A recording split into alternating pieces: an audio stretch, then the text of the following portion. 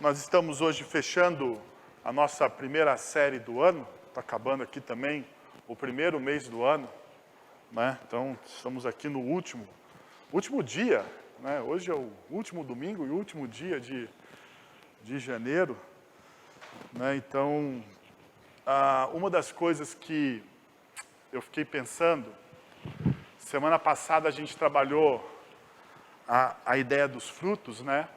E como Deus é gracioso, porque toda a obra é dele, né? Eu lembro, eu acho que até eu devia ter pedido para cantar aquela música, né? É meu, somente meu, todo o trabalho, o teu trabalho é descansar em mim, porque eu acho que ia fechar direitinho com a mensagem do domingo passado, né? Eu até fiquei pensando isso depois, eu acho que deveria ter pensado, mas talvez fosse um resumo da mensagem, talvez seja essa música, né? É meu, é Deus falando pra gente, né? É meu, somente meu, todo o trabalho, o seu trabalho, a única coisa que você precisa fazer na sua vida é permanecer em mim, ou seja, descansar em mim. Mas, passando essa semana aqui, né, atribulada, cheia de perspectivas políticas, né, no nosso país, parece que nos últimos anos eclodiu essa polarização política, né? Não sei quantos de vocês, eu tenho me desanimado, eu não tenho deixado de ver, porque parte do meu trabalho pastoral é ler o jornal, né? Saber o que está acontecendo no mundo, né? Para poder fazer links com a cultura e poder responder à cultura através da palavra de Deus. Mas uma das coisas que eu tenho percebido nesses últimos dias, né, é que essa polarização política no nosso país tem nos desgastado assim de maneira muito abrupta, né? Nós mal começamos o ano e nós já estamos desgastados aí por tanta discussão que tem, né? Por tanta discussão, e eu não estou dizendo que as discussões são justas e injustas, não estou dizendo isso. Não estou dizendo que a imprensa ou as redes sociais, ou os blogs, né, ou os influencers, hoje a gente tem muitas fontes de informação, eu não estou dizendo que eles devem parar de nos dar informação, mas o fato é que o exacerbar de informação que nós temos na nossa cultura tem nos dado uma canseira, né? Tem até um livro chamado Sociedade do Cansaço, né? E uma das teses do autor do livro, da Sociedade do Cansaço, é que a nossa sociedade está cansada pelo excesso de informação que nós temos. Pelo excesso de informação que nós temos. Nós temos tanta informação, e tanta informação às vezes mal dada, né? Mal colocada, né?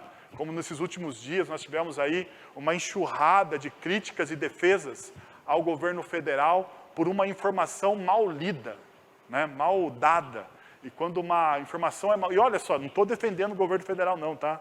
Quem me conhece sabe que eu não defendo nem governo nenhum aqui. Aqui é a base do profeta, a gente denuncia o erro. Denuncia o erro, não tenho rabo preso com absolutamente ninguém.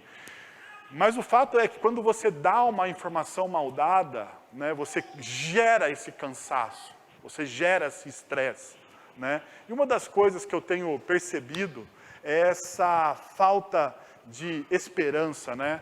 A pergunta seria, por que a desesperança? Por que tanta desesperança no nosso país? Por exemplo, um dado importante que saiu. Talvez você não saiba, mas esse janeiro foi o janeiro mais pobre na última década do nosso país. O janeiro mais pobre. Onde mais pessoas viveram abaixo da linha da miséria no nosso país. E eu fico pensando, o que seria, né? Como que é passar, eu nunca passei necessidade, nunca passei fome, já passei dificuldade. Posso dizer para vocês que já passei muita dificuldade. Meu pai era um pequeno empresário que quebrou. Então, não sei se você sabe, outro dia eu estava conversando acho que com o Aro, com alguém, sobre a coragem das pessoas empreenderem, porque meu pai é um empreendedor. né? Meu pai até hoje empreende. Está lá velhinho, mas eu não sei como, ele continua empreendendo, continua inventando moda. Eu falo, pai, para de inventar moda, você já está aposentado, mas ele continua inventando. Eu falo para ele, você está inventando moda, seu Saulo. Mas uma vez ele quebrou, e você sabe que quando um empreendedor quebra, em um mês você tem dinheiro, no outro você não tem. Você não tem. E quando isso acontece, meus irmãos, meus amigos, o cinto aperta e eu vou dizer para vocês, é difícil. É difícil, porque meu pai quebrou quando eu era adolescente. Então, foi difícil. Então, eu fico imaginando essa situação que a gente vive no nosso país, né? Essas polarizações, mas uma das causas dessa desesperança que nós temos no nosso país, talvez a maior de todas, seja a falta de justiça. A falta de justiça. Quando você vê os maus, quando você olha para aqueles que são corruptos, quando você lê que pessoas que cometeram crimes contra a pátria, né, estão ainda nas cabeças do poder da nossa nação. Você fala, talvez essa é a minha pergunta, talvez não seja a sua, mas a minha pergunta é, mas o que está acontecendo? O que está acontecendo? Por que ninguém se levanta? Né?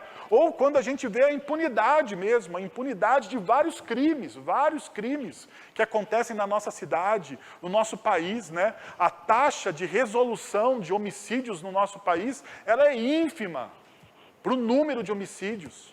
E a gente sabe disso. O esforço que a polícia faz, né? O esforço que a polícia faz para nos proteger é gigantesco. É gigantesco, porque não existe investimento, às vezes, na área de segurança.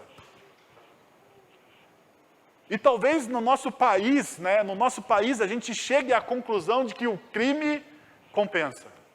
Que o crime compensa. Basta você ter um amigo bem posicionado, basta você ter alguns votos, a influência, e você fala assim, bom, eu posso sonegar o imposto, eu posso fechar uma cidade toda e ir para o Maracanã, eu posso fechar uma cidade toda e assistir o jogo no Maracanã. Né? Eu acho que isso pode, né? Eu acho que pode. Eu posso quebrar o estado mais rico do país e ir para o Maracanã assistir o jogo. Talvez isso possa acontecer. E daí quando você olha isso, você fala assim, você que é um pequeno empresário, né? Que teve que fechar suas portas esses últimos dias, você pensa assim, mas isso é injusto. Porque eu queria abrir o meu comércio para trabalhar, para gerar renda, para empregar pessoas. Daí você fala, isso é injusto. Isso é injusto. Ou quando você vê o governo federal fazendo conchavos, não prometendo aquilo que eles, não cumprindo aquilo que eles prometeram, né? Isenção. Se desvencilhar daquilo que nós chamamos do centrão. E daí você fala, mas o que está acontecendo? Por que falta palavra para as pessoas? Qual é a fonte de tanta injustiça? Zygmunt Bauman vai dizer uma coisa interessantíssima. Ele vai dizer o seguinte, ó, nossos acordos são temporários, passageiros, válidos apenas até novo aviso. Eu acho que esse é o acordo social nosso hoje, né? Casamento, e eu vou ampliar isso aqui, eu vou ampliar essa ideia aqui, né? Promessas não valem mais para sempre. Não sei se você sabe disso, mas talvez promessas só valem enquanto elas derem prazer. Na nossa sociedade é assim, as promessas só valem enquanto elas derem prazer. Porque a partir do momento que eu não tenho mais prazer, eu vou abrir mão dela. Eu vou abrir mão dela. Então, o nosso acordo, a minha palavra em relação ao meu casamento, ela é até o próximo aviso. É até o momento que o prazer termina. Meu compromisso de cuidar dos meus filhos é enquanto eles são pequenos, porque vai chegar uma época que eles serão adolescentes e eu não vou querer eles em casa, porque é verdade. Na nossa sociedade é assim. Existe uma terceirização de tudo, né? Essa sociedade capitalista a qual nós estamos inseridos, né? Onde o prazer é um Deus, nós só nos comprometemos com aquilo que de fato vai trazer a alegria ao nosso coração. Mas se eu perguntasse para a maioria das pessoas, se você se quantificasse, né, os compromissos que você tem com a alegria de ter esse compromisso, talvez você falasse assim, não, é um prejuízo ter esse compromisso. Mas as alegrias, dentro dos desafios, ela vale a pena simplesmente porque existe o desafio. O desafio de permanecer junto num casamento só dá alegria pelo desafio de você permanecer junto com uma pessoa que é totalmente diferente de você. O desafio de você moldar o caráter do seu filho numa sociedade plural como a nossa, só vai valer a pena se você permanecer junto. E daqui está o nosso grande exercício. Mas deixa eu voltar àquela ideia de justiça, né? Porque quando a gente fala de justiça, quando a gente fala de injustiça, na verdade, a gente está falando da quebra de dois pilares da moralidade. O primeiro pilar da moralidade que se quebra, quando a gente está falando da justiça, ou melhor, da injustiça, é a reciprocidade.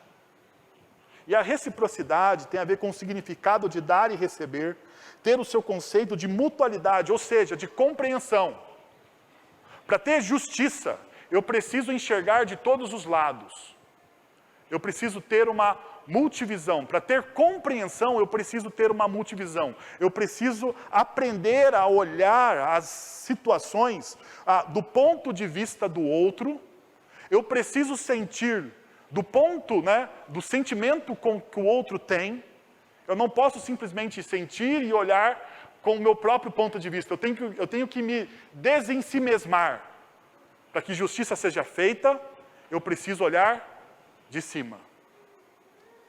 Porque se você olhar simplesmente pela sua visão, você terá o ponto cego. Uma outra coisa também, e aqui está a justiça em cima desses dois pilares, é a empatia.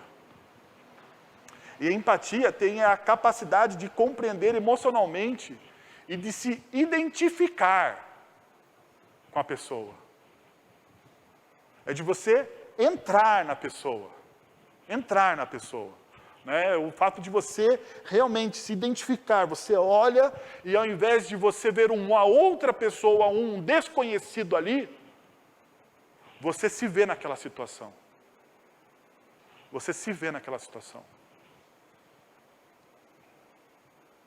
Uma das cenas que eu gostaria talvez de trazer para a sua memória, ela não é muito bonita e nem muito romântica.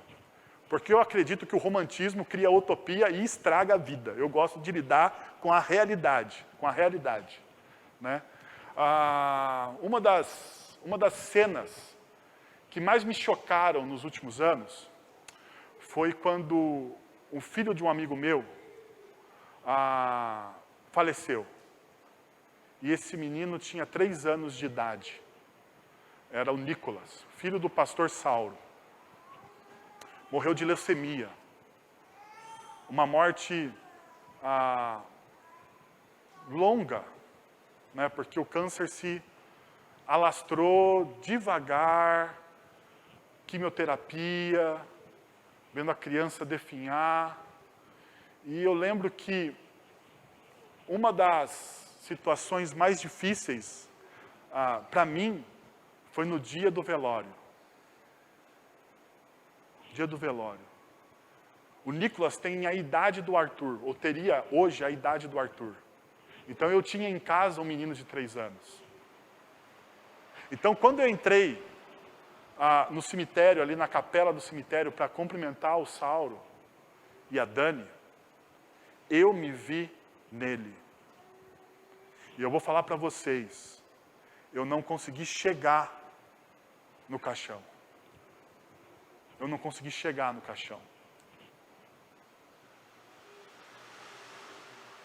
Eu não consegui falar com o meu amigo. Eu não consegui abraçar a Dani. Não consegui. Eu não consegui por não ter sensibilidade. Pelo contrário, eu estava tomado, porque eu tinha um filho com a mesma idade do Nicolas. Eu tinha um filho com a mesma idade do Nicolas. E naquele momento eu me vi no meu amigo. E aquilo cortou o meu coração, rasgou o meu coração. Isso é empatia. Então quando a gente perde essa reciprocidade, o fato de eu querer para o outro aquilo que eu quero para mim mesmo, e essa empatia de sentir o que o outro sente, nós temos injustiça. Quando um dos pilares se quebram, você não vai conseguir enxergar as coisas como você deveria enxergar. Você enxerga pelo seu único ângulo de visão, o seu. E o seu ângulo de visão é altamente corrompido pelo pecado. O seu ângulo de visão, ele está comprometido pelas suas próprias falhas. Você tem pontos cegos. Você tem pontos cegos, então não tem como a gente caminhar dessa forma. Então grande parte, você pode perceber, grande parte do que a gente olha para a injustiça no nosso país tem a ver com esses dois pilares. Com a quebra desses conceitos morais. Alguém que dá um tiro num trabalhador, um cidadão que dá um tiro num trabalhador, por causa de um tênis, de uma mochila, sem esboçar a reação, ele perdeu a reciprocidade e a empatia. Uma pessoa, um homem que comete uma violência contra uma mulher, ele perdeu o quê? A reciprocidade e a empatia. Ou alguém que comete uma violência contra uma criança, uma violência sexual com uma criança, indefesa, ele perdeu o quê? Ele perdeu a reciprocidade e a empatia. A falta de reciprocidade e empatia nos leva a nos fecharmos para nós mesmos. Tudo o que é meu importa. É o que me dá prazer, é o que me importa. Então, se precisar matar para ter aquilo que eu quero, eu vou fazê-lo. Se precisar roubar milhões dos pobres, eu vou fazê-lo, porque o importante sou eu. Então, dos nossos políticos, ao ladrão de galinha, o que falta para eles são as mesmas coisas. Reciprocidade e empatia. Para aquele que comete a violência contra uma criança, ou mata alguém por causa de um jogo de futebol, falta o que para ele? Reciprocidade e empatia. Sem esses pilares, nós não conseguimos justiça. Diante disso, meus irmãos, eu quero trilhar um caminho com vocês. Porque a gente precisa abastecer o nosso coração com esperança. Porque se a gente focar os nossos olhos na falta de empatia, na falta de reciprocidade que existe no mundo, talvez a gente não saia mais de casa, talvez você não acredite mais em ninguém, você entre numa espiral do desespero, né? Ou se você esperar uma justiça, que seja a justiça dos homens, vai fazer a mesma coisa com você. Então eu gostaria de olhar com vocês um texto profético nessa noite. Isaías capítulo 41. Isaías 41 está cravado, né, num contexto literário muito maior, que vai do capítulo 40 ao capítulo 43 de Isaías, né? O capítulo 40 ao capítulo 43 de Isaías. E esses ditos proféticos do capítulo 40, do 40 ao 43, são ditos proféticos da justiça que Deus vai exercer contra a Babilônia. Praticamente, dois séculos antes, os comentaristas mais conservadores, dizem que Isaías fez essas predições, essas profecias, 2 séculos antes, 200 anos antes, delas de fato acontecerem.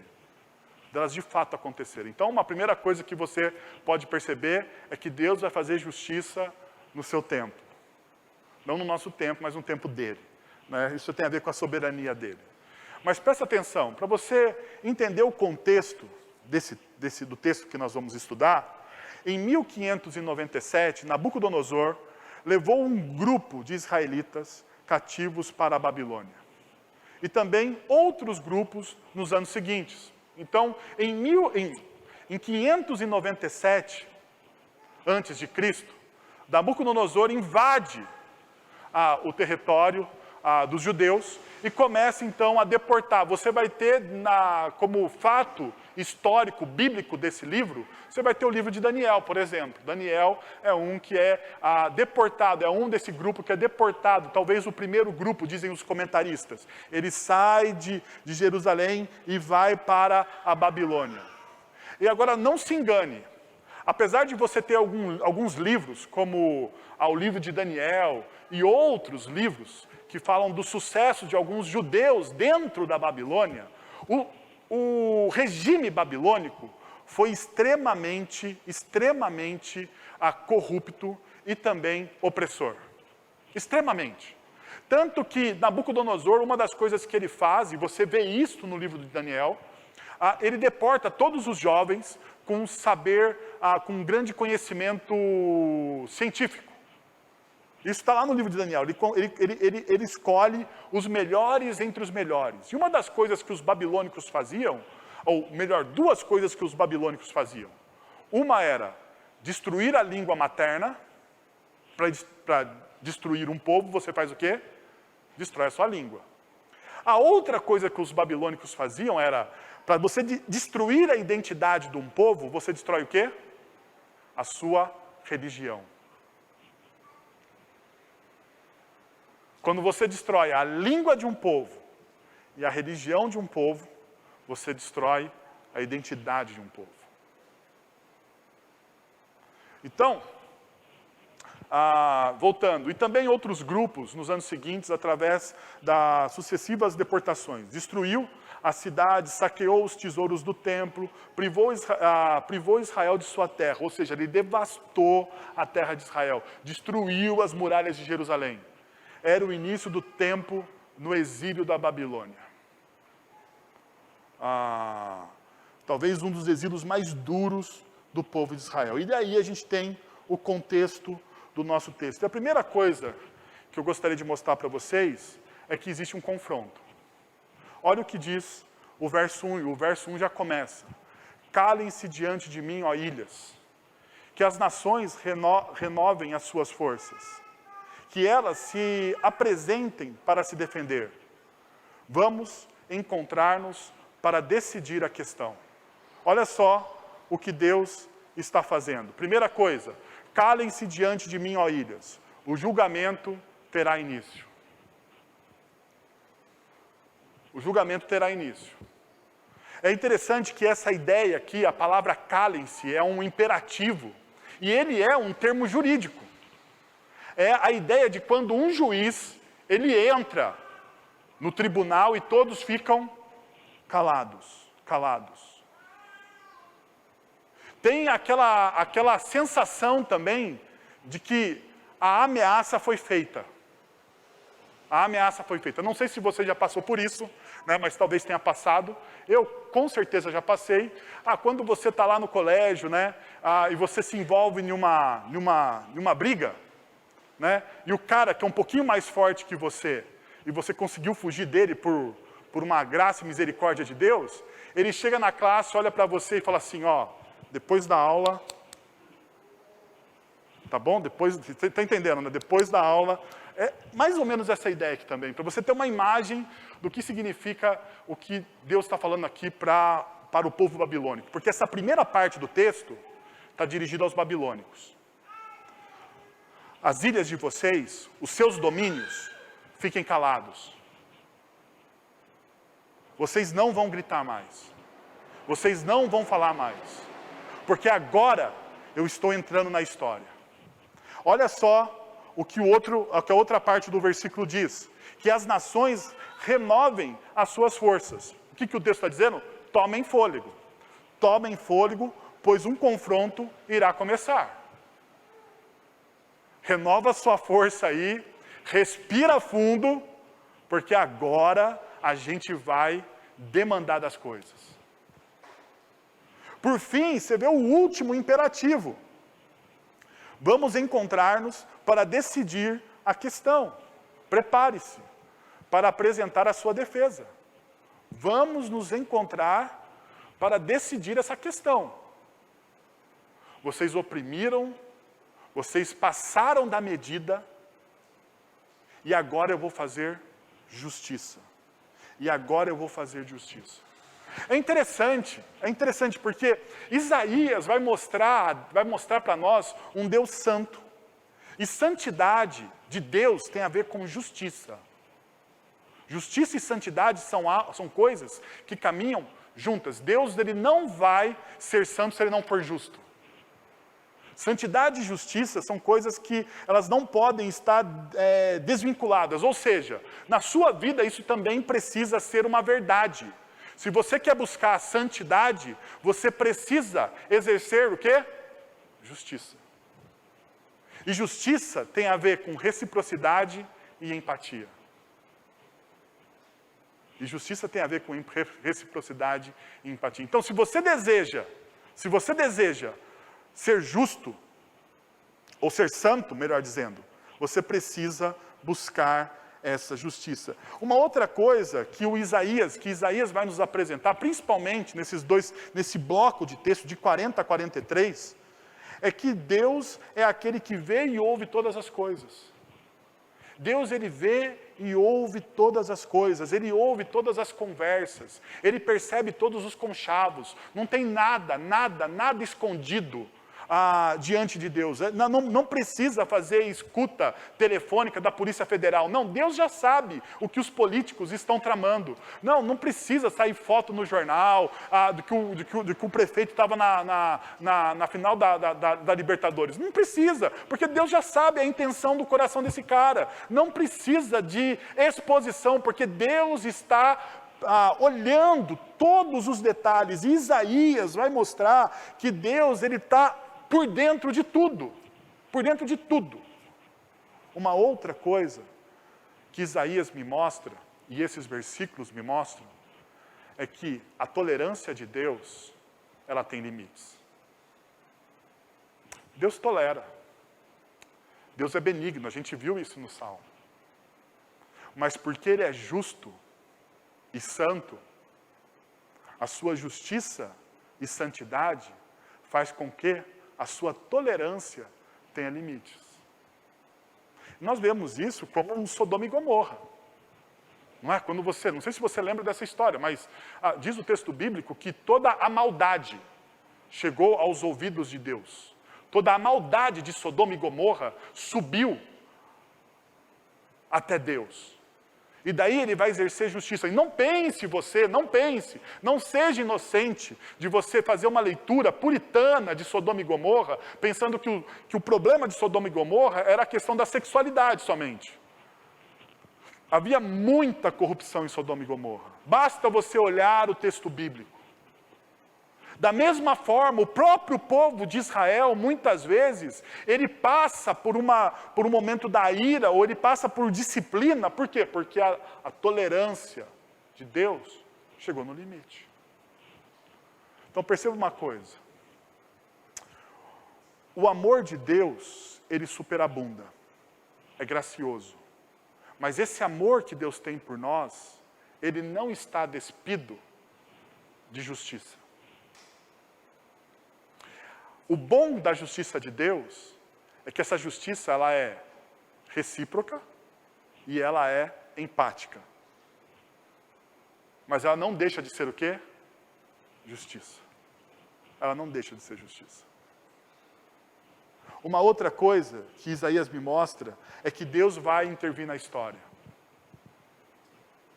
Eu sei, muitas vezes, e aqui está para mim o grande lance de você ler os profetas. Porque muitas vezes a gente acha que é complicado ler os profetas, né? Que é complicado ler Apocalipse. Nós estamos estudando Apocalipse na escola dominical, né? Você fala assim, nossa, mas é um texto difícil, né? Eu até concordo com você, tem muita simbologia, tem muita carga literária apocalíptica, né? Tem muita teologia envolvida, mas tem uma coisa que esses textos, para o mais simples leitor, deixa clara. Deus está envolvido na nossa história. O Deus que é apresentado nas Escrituras não é um Deus que criou toda a humanidade e deixou essa humanidade ao seu bel prazer. Não, o Deus que está lá, tanto em Isaías quanto nos livros apocalípticos, ou, ou nos livros escatológicos, Deus ele está interessado na história humana, ele está envolvido na história humana. Ele entra na história humana. É tão verdade que ele envia Jesus. Isso é tão verdade que ele envia Jesus para nos resgatar. Então, Deus ele está envolvido. Não é o que vale de verdade, não é a narrativa do Jornal Nacional, ou do Jornal da Record, ou da CNN, seja lá o que for que você assiste, ou dos blogs que você vê. A narrativa verdadeira não é dessas pessoas. A narrativa verdadeira que o povo de Deus deve se apegar é a narrativa da soberania de Deus. É Deus trabalhando a favor do seu povo, é Deus restaurando o seu povo, é Deus morrendo na cruz por seu povo. Essa é a verdadeira narrativa da história. É a narrativa de que Deus envia o seu povo em missão para ser luz para todas as nações. É aqui que está a verdadeira narrativa da história. Mas eu sei que muitas vezes o nosso coração se apega àquelas outras narrativas, porque existe essa competição. Existe um embate de cosmovisões.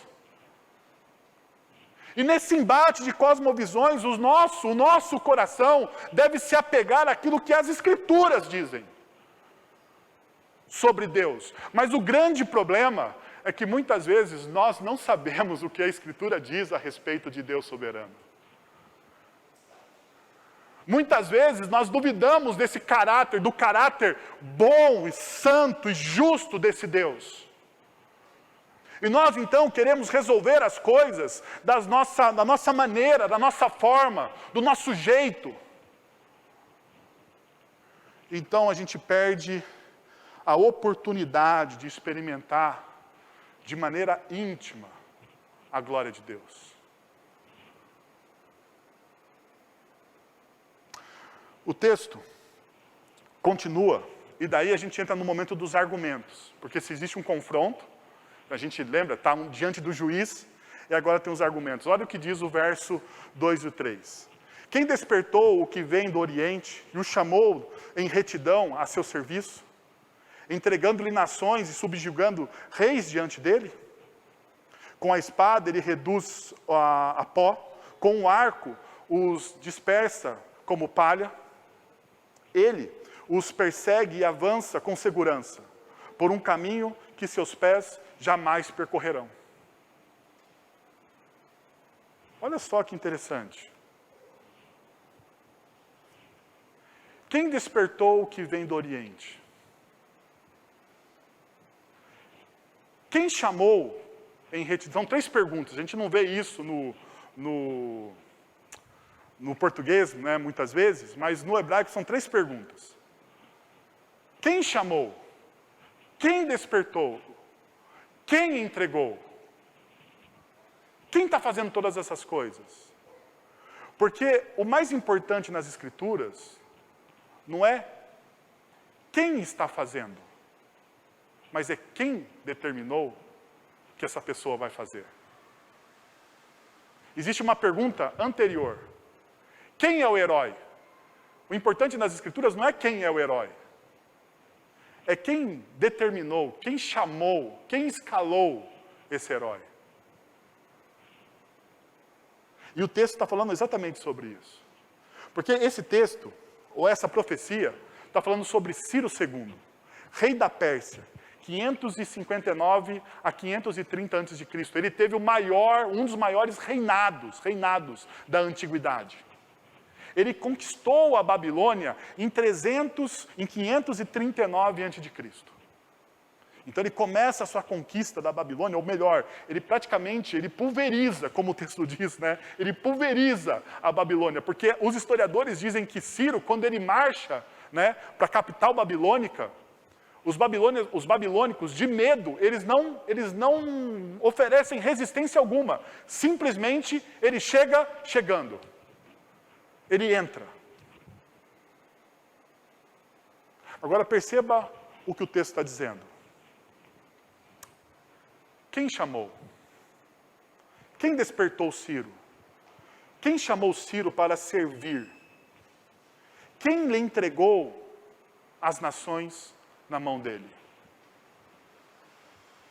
Quem que está fazendo tudo isso?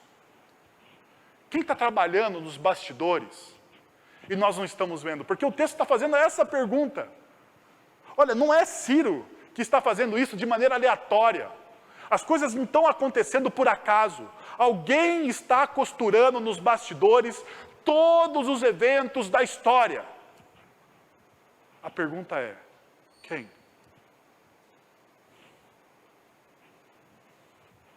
Quem fez isso? Por incrível que pareça, Deus levanta esse ímpio para criar o quê? Justiça. Olha só. Sabe por quê? Porque é no reinado de Ciro II, que ele é conhecido também como Ciro o Justo, ele vai permitir que os judeus voltem a Jerusalém e reconstruam o seu templo. Quem fez isso? Quem fez?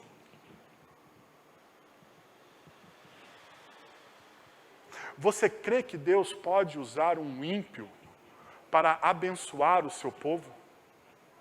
Porque se você diz para mim, não, olha só como a nossa visão muitas vezes é reducionista. Como a nossa visão sobre a soberania de Deus, ela é pequena. Porque é o seguinte, quem está no comando de todas as coisas? Romanos capítulo 13. Quem levanta todas as autoridades? Quem institui todas as autoridades? E perceba, mais uma vez, Paulo está escrevendo aos romanos. Ele está envolto em uma cultura pagã, de um rei pagão, e ele está dizendo o seguinte, que toda autoridade civil, Romanos capítulo 13, toda autoridade civil é dada por quem? Por Deus. O que Isaías capítulo 41 está nos dizendo? Que toda autoridade civil, que todo rei que se levanta, que todo rei que conquista, que todo rei que governa, quem está dando poder a esse rei? Deus.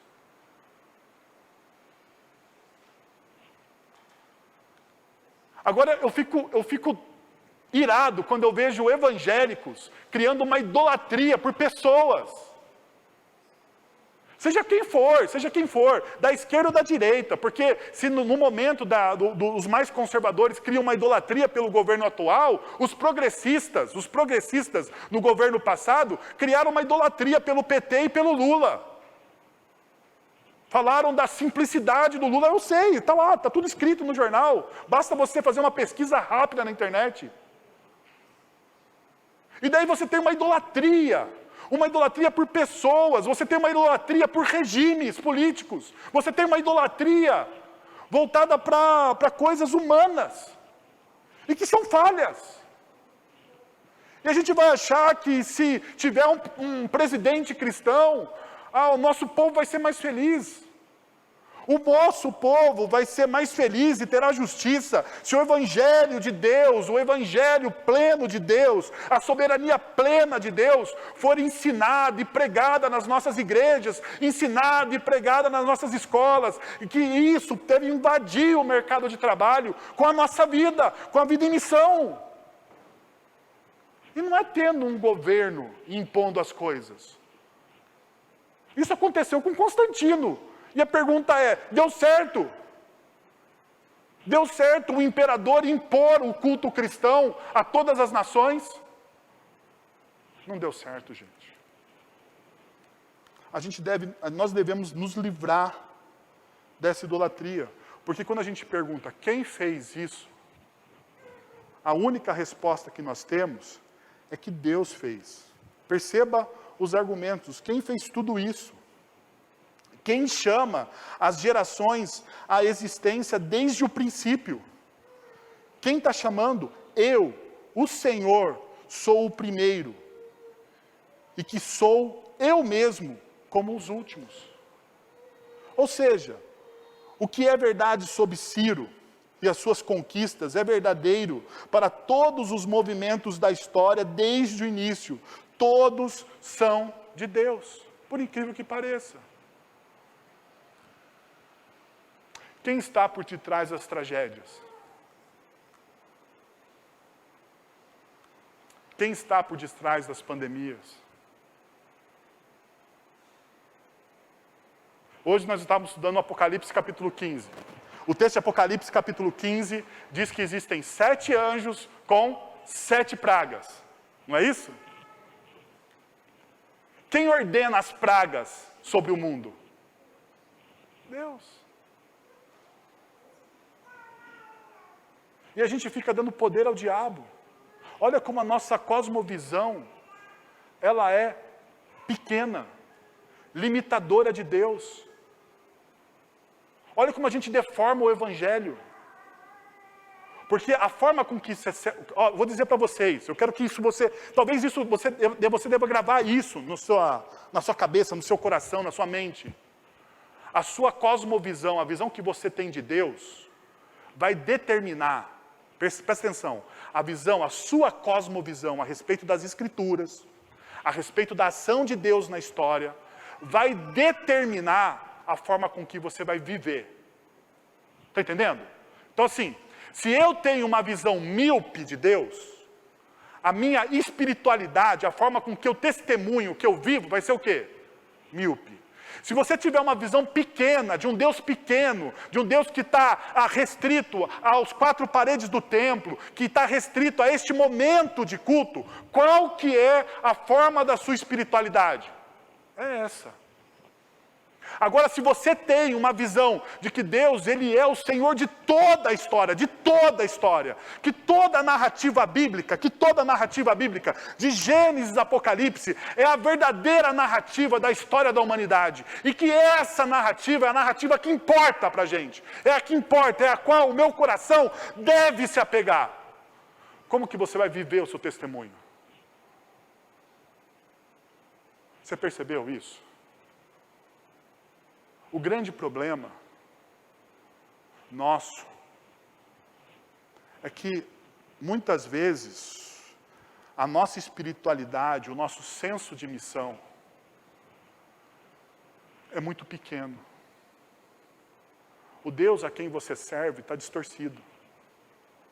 Você serve a um outro Deus, que não o Deus das Escrituras. Ele se parece com isso. Talvez tenha a mesma linguagem que esta linguagem que eu estou falando para você. Mas você ainda não experimentou Ele. De fato e de verdade. Então, se você ainda não experimentou esse Deus soberano sobre todas as esferas da vida, da sua vida, esse Deus que ordena todas as esferas e todas as ações da sua vida, se você não tem uma experiência com esse Deus, você não tem uma experiência com o Deus bíblico. Você não tem uma experiência com o Deus bíblico. Porque perceba o que ele diz, ele fala assim, olha, é Deus que vai criando uma geração uma geração a outra geração. Ele é desde o princípio. Ou seja, perceba a magnitude, ele é o primeiro, ele é o último. A primeira palavra é dele e a última palavra também é dele. Ele é o alfa e o ômega.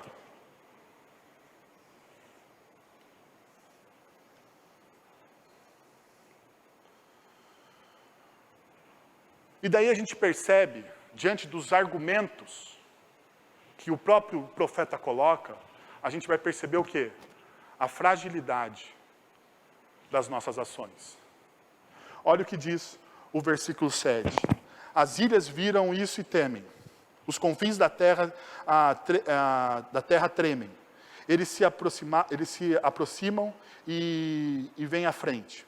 Cada um ajuda o outro e diz a seu irmão, seja forte, presta atenção. O exército está chegando. O juízo de Deus está próximo. Daí, o que as pessoas fazem? O que as pessoas fazem? Cada uma ajuda o outro e diz a seu irmão, seja forte. Mas quem está dizendo? Seja forte. Não é Deus, não. O artesão encoraja o ourives. E aquele que alisa com o martelo, incentiva o que bate na bigorna. Ele diz acerca da soldagem, está boa, e fixa o ídolo com prego para que não tombe. Primeira coisa, você tem uma adversidade chegando. O juízo de Deus está próximo, haverá mudança política no mundo. A mudança política, o Império Babilônico está acabando e está nascendo um novo grande império, uma nova grande política econômica mundial. Vai mudar a economia, vai mudar a moeda, vai mudar o soberano, vai mudar tudo. A diversidade, mudança, transformação, tudo que a gente passa também. Como que você age diante disso? Diante das mudanças políticas, econômicas, diante do cenário da sua vida, como que você age? Olha só como o profeta diz que as pessoas na sua época estavam agindo. O que fazer? Cada um ajuda o outro e diz a seu irmão, seja forte. Autoajuda. Oh, vamos lá, seja forte, fica aí, firme. É o primeiro equívoco que acontece, autoajuda, o equívoco da confiança, do potencial humano. Você pode, feche os seus olhos, faz força com a testa, porque afinal de contas, se você fizer isso, você vai vencer. Não pensa, aquela neurolinguística, né? Não pensa negativo, não pronuncia essa palavra. Não pronuncia. Porque se você não pronunciar essa palavra, ai, as coisas vão cair. Neurolinguística. Perceberam? Isso não tem a ver com a espiritualidade cristã. Isso tem, no mínimo, no máximo, talvez, a ver com filosofia humana, ou com humanismo, ou com positivismo, que muita gente já abandonou, porque não dá nada. Então, o primeiro equívoco aqui deles é esse, olha só. Olha o seguinte do texto. O artesão encoraja o ourives. E aquele que alisa o martelo incentiva o que bate na bigorna. Não existe repreensão, o que existe é só elogio. O que existe é só apoio. Porque na cultura babilônica, confrontar de pecado, não pode. Você não pode dizer que o irmão está errado. Você não pode dizer que o amigo está vacilando. Você não pode dizer que o marido está errado. Você não pode dizer que a esposa está errada. Você não pode confrontar o seu filho, porque na cultura aqui é só positivo. Essa é a cultura secular, que muitas vezes invade a nossa comunidade, invade as nossas famílias.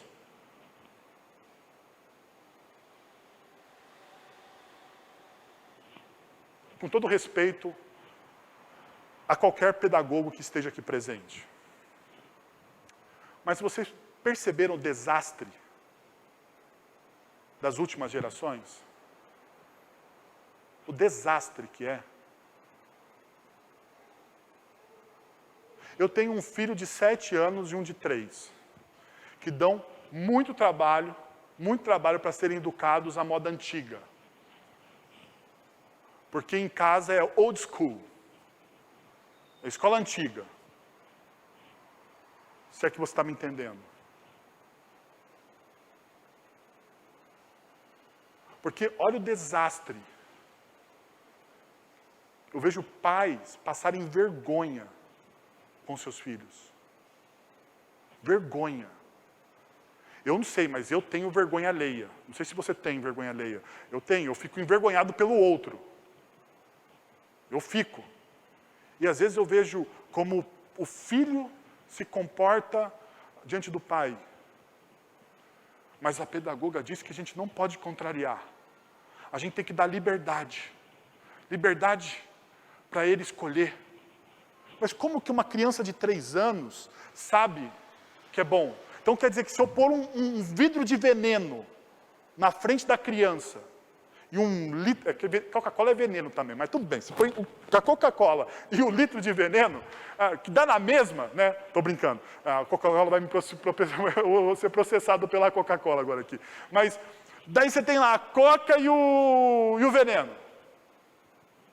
Se a criança escolheu o veneno, o que você faz? Eu, como pai, digo não, mas a pedagogia moderna diz o seguinte: não, deixa ele escolher, é uma escolha dele.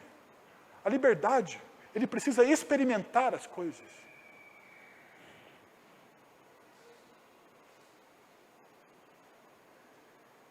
Daí a gente tem filhos desformes, filhos que não honram seus pais, por causa disso.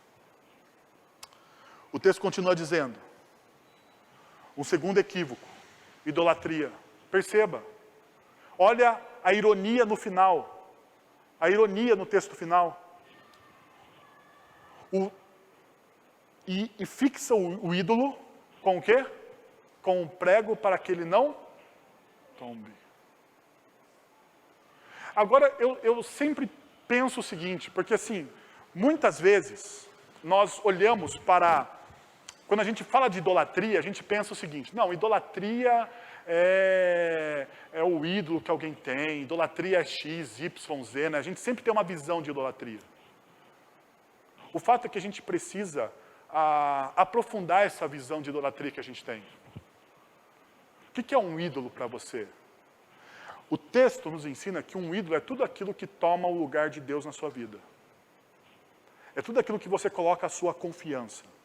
Então você pode colocar a confiança no seu corpo, você pode colocar a confiança no seu dinheiro, você pode colocar a confiança em uma pessoa, no seu cônjuge, mas uma pessoa. Você pode colocar a confiança em qualquer lugar. Tudo aquilo ao qual você deposita a confiança, você joga sobre ela, é uma confiança cega. É uma confiança cega. Perceba o adjetivo, cega. Né? Uma confiança que você fala, você fecha os seus olhos, não, eu confio naquilo. Isso é idolatria. Isso é idolatria. E daí o texto está dizendo o seguinte: olha, esse ídolo que você tem, ele é frágil demais. Porque se você não colocar um prego, ele tomba. E daí, se você olha o final do texto de Isaías 41, olha só, a partir do verso 22. Tragam os seus ídolos para nos dizerem o que vai acontecer.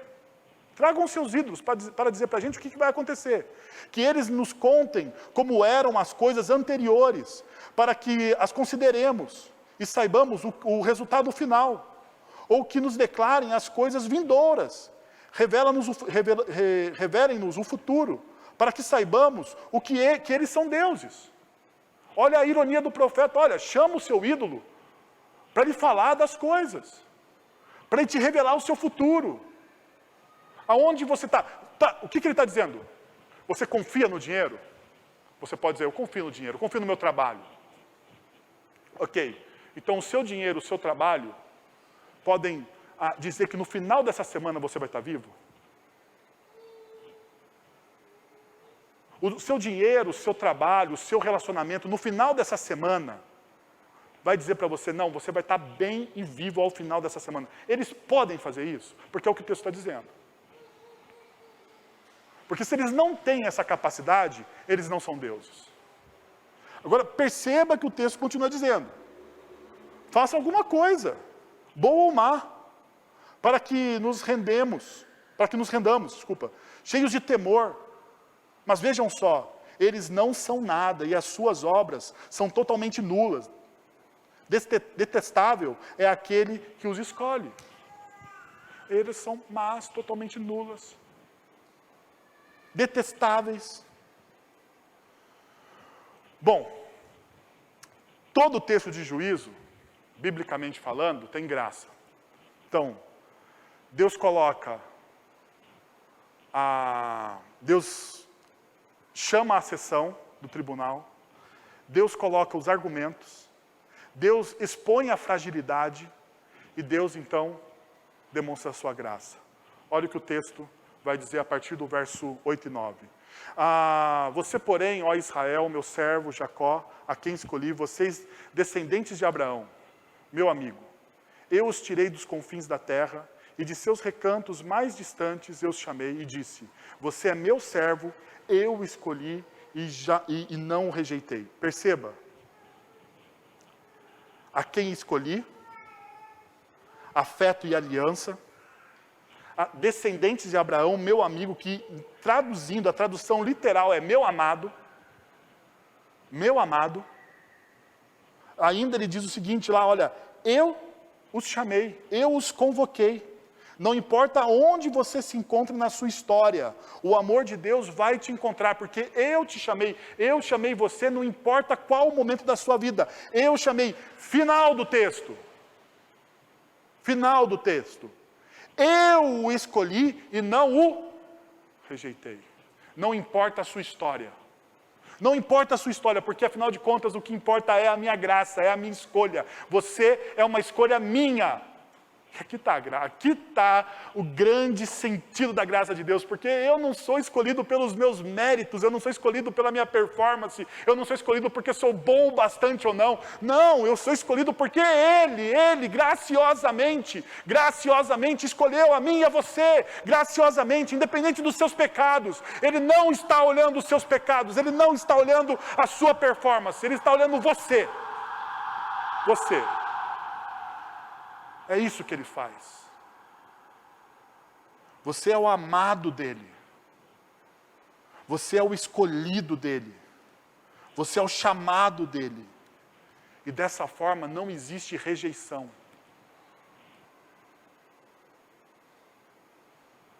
Você já tomou um fora?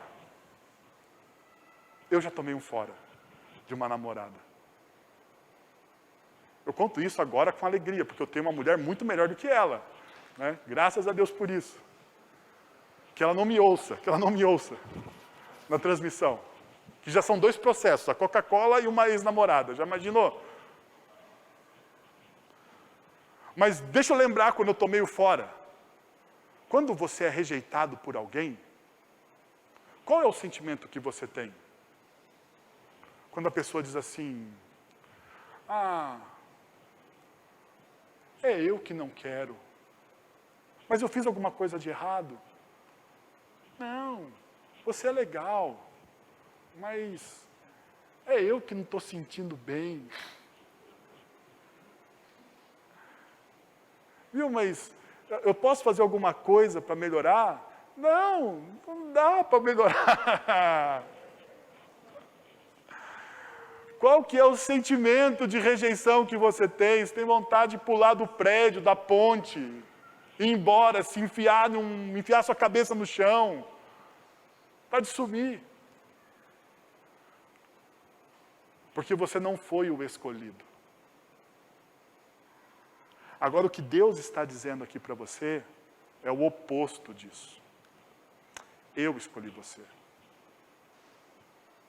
E como não existe sombra de mudança na minha escolha, eu nunca vou te rejeitar. Eu nunca vou te mandar embora. Independente da sua história, eu nunca vou te mandar embora. E o texto, então, mostra para a gente uma promessa. Olha o que vai dizendo. Por isso não temo, pois estou com você. Não tenha medo, pois sou o seu Deus. Eu fortalecerei e o ajudarei. Eu o segurarei com a minha mão direita vitoriosa. Todos os que o odeiam certamente serão humilhados e constrangidos. Aqueles que se opõem a você serão como nada e perecerão. O texto continua. Ainda que você procure os seus inimigos, você não os encontrará.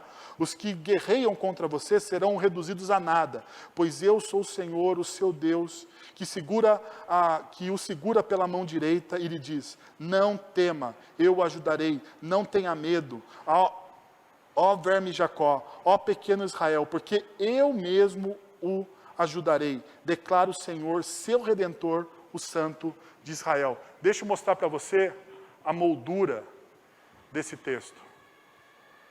A moldura desse texto é essa. No meio, você tem o livramento de Deus, versículos 11 e 12. 11 e 12, o livramento de Deus. E os versículos entre um e outro, você percebe, eu vou colocar aí, colorido para vocês, os sinônimos. Veja lá, no versículo 10. Pois não tema, não tenha medo, pois eu sou o seu Deus, o ajudarei. Segurarei com a minha mão direita vitoriosa, com a minha mão que não falha. Com a mão forte eu vou te segurar. Olha o versículo final, o versículo 14. Pois eu sou o quê? O seu Deus. Pois eu sou o seu Deus. Que o segura pela mão direita. Não tema, eu o ajudarei. Não tenha o quê? Medo. Eu mesmo o ajudarei. Perceberam? É o mesmo versículo. É a mesma ideia.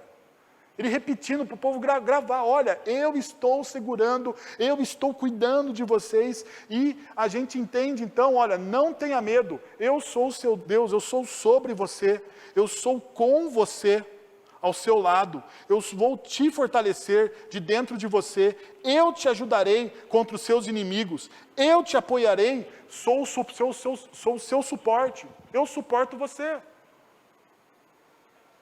É Deus trabalhando a seu favor. Não tema. Não tema.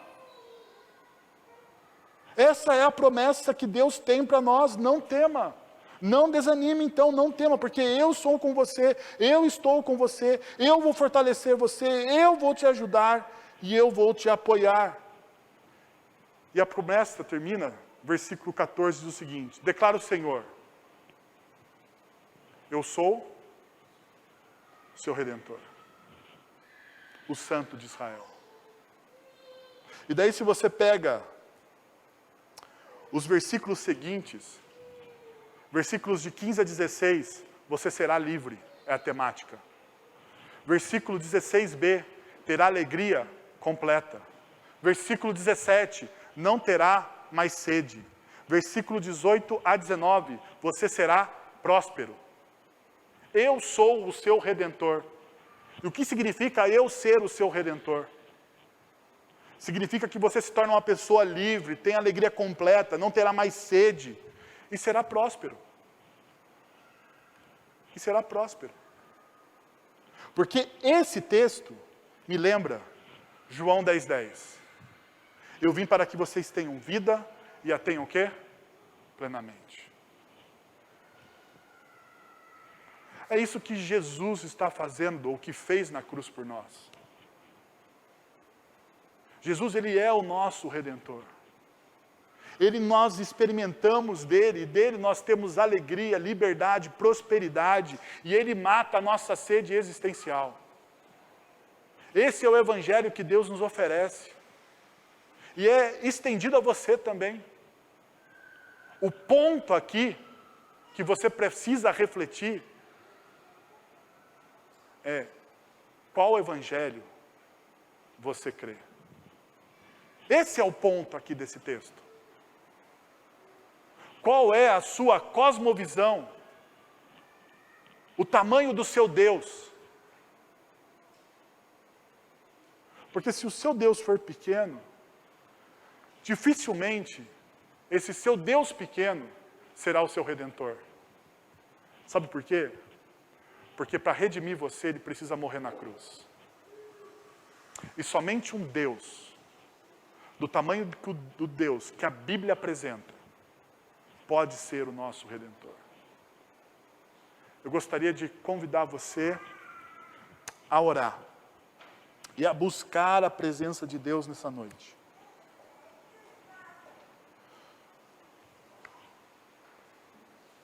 E buscando a presença de Deus nessa noite, você pode orar e falar assim: olha,